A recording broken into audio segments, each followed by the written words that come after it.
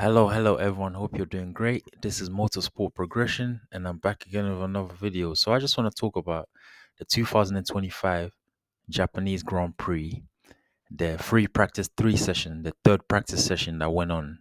So the first practice session was topped by Lando Norris, and the second one was topped by Oscar Piastri, but that one was interrupted by 4 red flags. So now let's move on to free practice 3 and see what happened.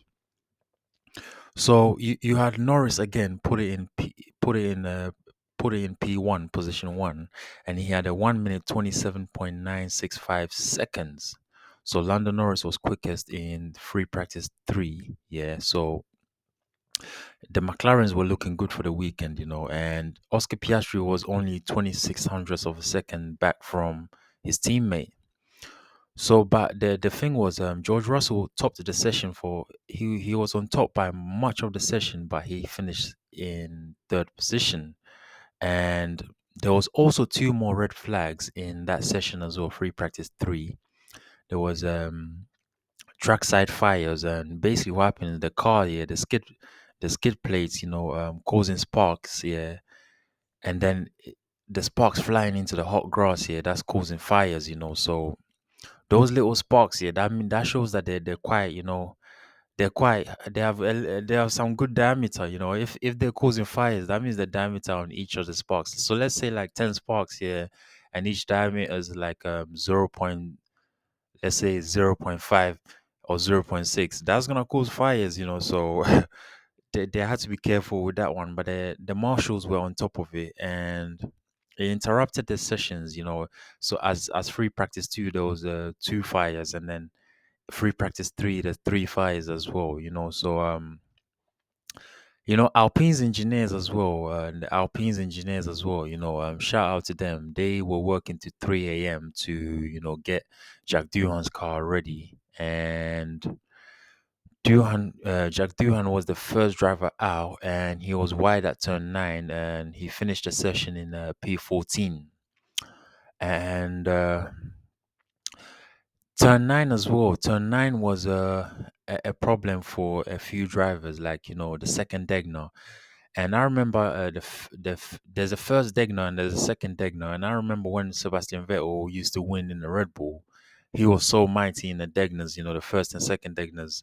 That's how he gained, like, 2, 3 attempts on the other drivers, So here, the second Degner, yeah, Kimi Antonelli, Oscar Piastri were wide, and Piastri scattered some stones onto the track.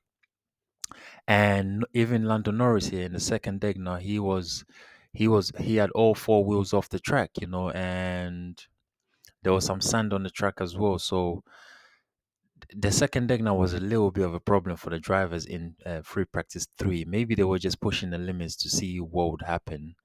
And my thing is just make the tracks a bit wider now. If the drivers are going off too tough, if you see in one corner, because I remember in Australia they were going off in turn 7 complex, yeah, and those sections are too narrow, and I'm the one that complained about Saudi Arabia, the first sector, and they made changes to it. I know I was one of them. I know the drivers complained, but I was one of the people who complained, and Formula One made changes to it. So if you lot see, yeah, that drivers are going off in one particular section of the track, yeah, make it wider. You know what I'm saying? So yeah, I mean, if they're going off as well, it's part of the show as well. So it is what it is, player. So that's what they say. Don't hate the player, always hate the game, innit? And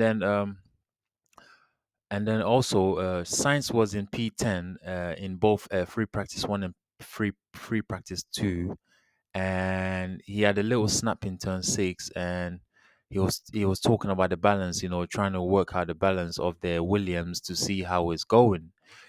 Science has a difficult start to the season, but he will pick up some pace, towards the middle and the end of the season. He's gonna get on top of that car, I'm sure, because Sainz has got good ability. He's a really, really good driver. It's just that he was in a top team Ferrari and he had to go to a midfield team at the moment. And Williams have done very well, to be a midfield team. So respect to them on that one. And also, so yeah. So that was the results for free practice 3 there. And let me just see the rest of the information. Hold on. So yeah, Carlos Sainz was ahead of Alexander Albon in that session, and no, he was ahead of Alexander Albon in FP1 and FP2, but in FP3, Albon put it in P7 and Sainz put it in P11. So Albon found some pace there. And also, Gabriel Bortolotto, he was drifting and he had an incident. He had a major incident where he nearly crashed in a 130R, but he managed to save it, and he came on the radio. He's like, yo, I nearly crashed, he was proper, like, heart in the mouth kind of stuff. And Hulkenberg as well, he found traffic in turn one with Yuki Tsunoda and a Red Bull. And also, one thing I noticed as well, Max Verstappen was very, very ragged in the chicane.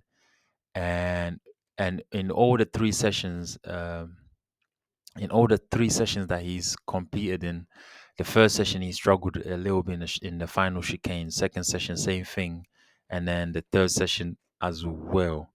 And then also, it was a P6 for what's his name, Max, and then a P. It was a so the third practice session, it was a P5 for Max, and for Yuki Tsunoda, it was a P9 for him. So yeah, peeps, that was the results and debrief for the free practice 3 session for the Japanese Grand Prix. And let me just give you the top 20 quickly. So you had Lando Norris in the McLaren with a 1 minute 27.965 seconds, and he has 17 laps. In second position, you had Oscar Piastri, who was 26 thousandths of a second behind. Then you had George Russell, he was about a tenth behind, Norris. Then in fourth position, you had Charles Leclerc, just about 4.5 tenths behind. Then in fifth position, you had Max Verstappen, just about 5 tenths behind. And then in sixth position, you had Lewis Hamilton. In seventh position, you had Alexander Albon. In eighth position, you had Pierre Gasly. In ninth position, you had Yuki Tsunoda. In 10th position, you had Isaac Hadjar. In 11th position, you had Carlos Sainz. In 12th position, you had Liam Lawson. In 13th position, you had Kimi Antonelli. In 14th position, you had Jack Doohan. In 15th position, you had Fernando Alonso. In 16th position, you had Oliver Behrman. In 17th position, you had Gabriel Bortoleto. In 18th position, you had Esteban Ocon. In 19th position, you had Lance Stroll. And in 20th position, you had Nico Hulkenberg. So yeah, peeps, that's the top 20 for free practice 3 session for the Japanese Grand Prix that happened last weekend. I just wanted to bring you these videos, to catch up with it, so at least I feel, satisfied about myself that I've done these videos for the fans and stuff like that.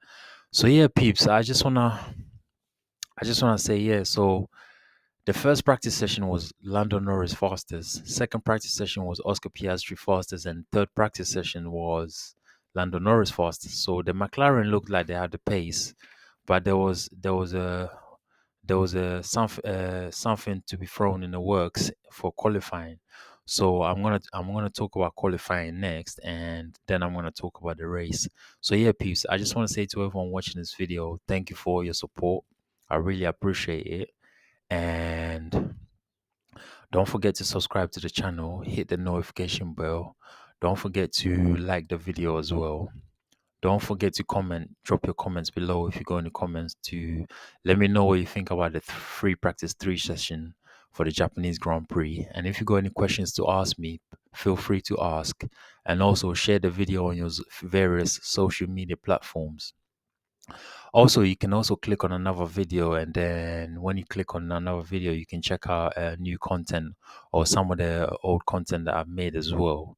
And also, you can come back on the channel at any time you feel free to check out, new content as well. So yeah, peace. I'm just gonna wrap it up here. I just want to say thank you to everyone, and this video was about the Japanese Grand Prix Practice 3 classification. So yeah, peace. I'm on to the next one. Thank you.